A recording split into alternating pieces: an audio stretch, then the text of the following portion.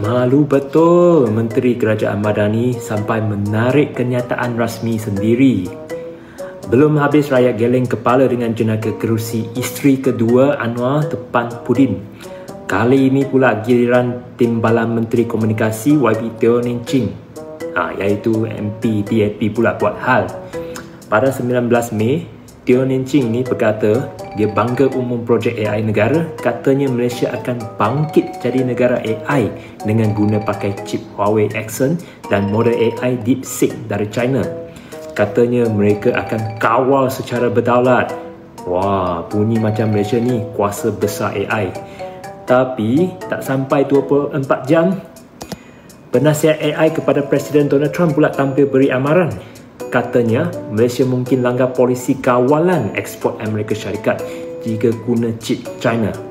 Pendek kata, you are playing with fire. Apa jadi lepas tu?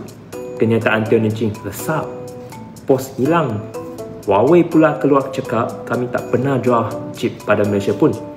Semasa tertanya oleh media luar negara seperti Bloomberg dan CNA, Teo Ning Ching ni pula puak hilang. MITI masuk main kata ini bukan projek kerajaan.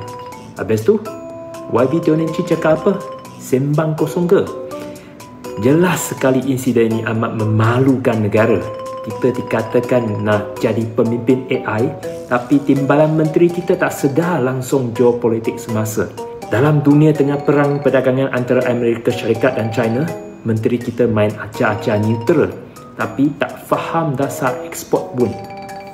Kerajaan macam ni langsung tak faham seni diplomasi dan realiti dunia.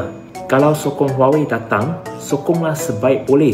Kalau sokong Amerika Syarikat nak pantah China, pantahlah sampai habis-habisan.